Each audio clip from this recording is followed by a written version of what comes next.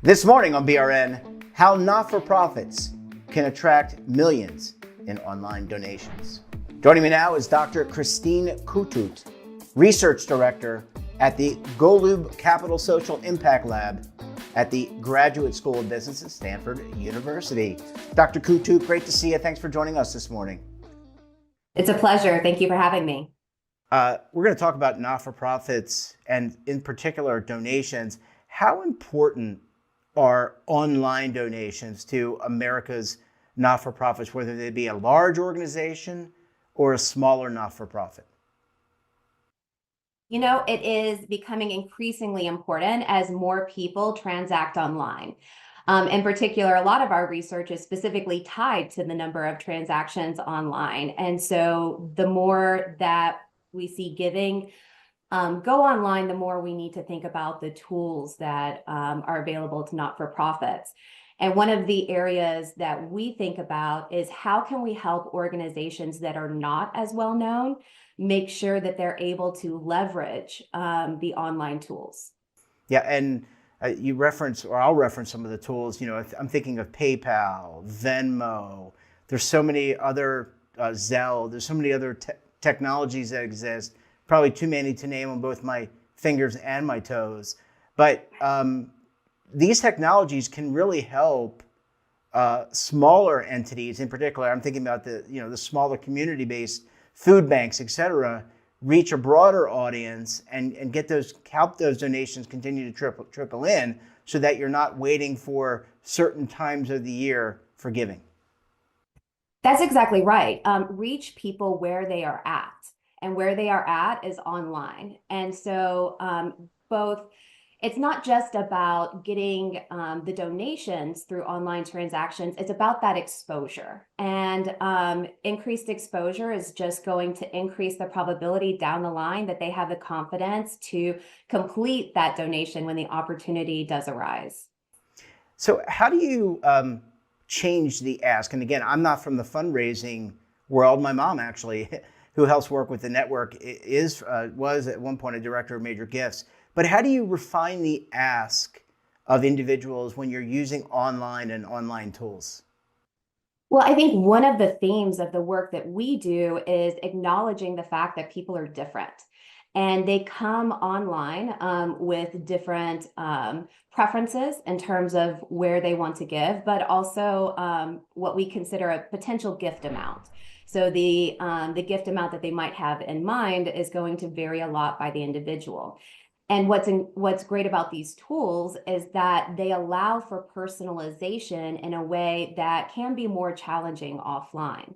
And we think that this personalization holds a lot of promise with respect to being able to say, hey, this is what you want to give. This is absolutely a valid amount, and we would be grateful for this amount, as opposed to going in for an ask that maybe is out of somebody's reach, or vice versa. And so we think about these tools having the ability to personalize to reach more donors and solicit, help them and nonprofits reach their fundraising goals. You know, there's I don't know if you've heard of or use Wikipedia. I'm sure you've heard of it, or if you use Wikipedia, I like to follow the Yellowstone episodes and try to see what they're all about before the show's actually aired. That's what I use Wikipedia for. But they're a not-for-profit, and they have a donation. It seems like every time I log in, they have a donation page. Is that what we're talking about here? Like, hey, you're benefiting, or you could benefit, or someone else could benefit, and here are some, 5, 10, or some custom amount. Is that what we're talking about here in terms of giving? Yeah, I think that is one of the things that you can personalize, is how much do you ask people for? You can also personalize the message and thinking about what is it that this individual wants to know about my request or about my organization in order to make an informed decision. And how much, every show network you watch, I mean, artificial intelligence seems to be in every conversation, whether it's diagnosing a disease or sifting through data. Is that messaging can that messaging be based on using some type of generative AI to look at each individual and create a message solely for that person? I think that's theoretically possible. In practicality, I would not yet trust the technology Okay. to give the right response for each person. But that is part of what the work that we're doing is exploring how to use Gen AI tools for individual level interventions. So if someone's watching this show, and I think there are, and I know there are, that work at a community-based not-for-profit, and they want to, one of the biggest hurdles for small businesses, and I can relate to this, or small organizations, is the lack of resources. How is doing what we're talking about this morning, personalization, is that easy to do for a smaller not-for-profit that maybe has limited resources, limited people, limited human resources to deploy? One of the things that we think about as our advantage is being able to do the work on a broad, on massive data. One of our experiments has 1.4 million people, another has 400,000. And what we're doing is we're doing that analysis on the large data using the complex tools and taking learnings away from it that we hope that every organization, regardless of the data that they have access to, thinking about how can each type of organization use these learnings. For example, one of the things that we learn is that that you can target large amounts to folks who have donated large amounts historically, okay? And there is some complexity there, but you can use that as a rule of thumb and look at your historical donation amounts to determine previous donors what to offer them.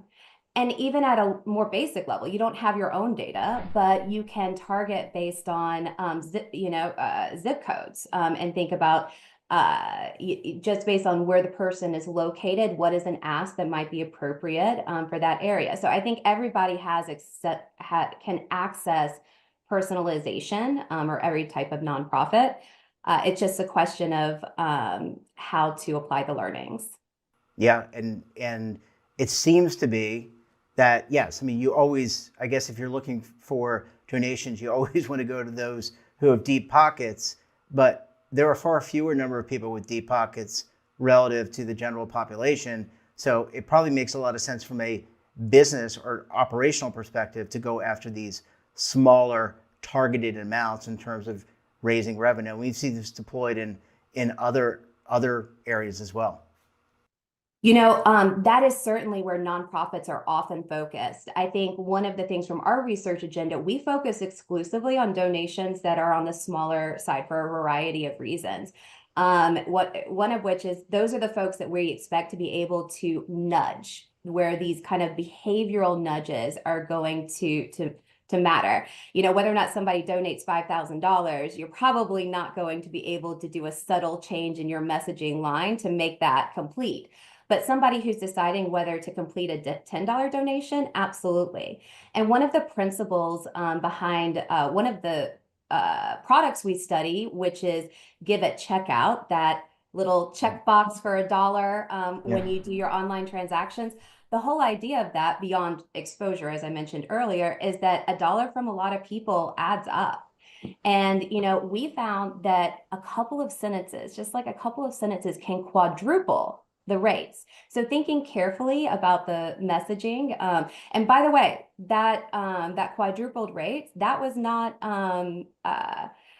not unique in terms of different for different groups. What we observed is that this type of information, in particular, quantifying the impact of a charity was impactful for everybody that we could observe in our population, in our sample.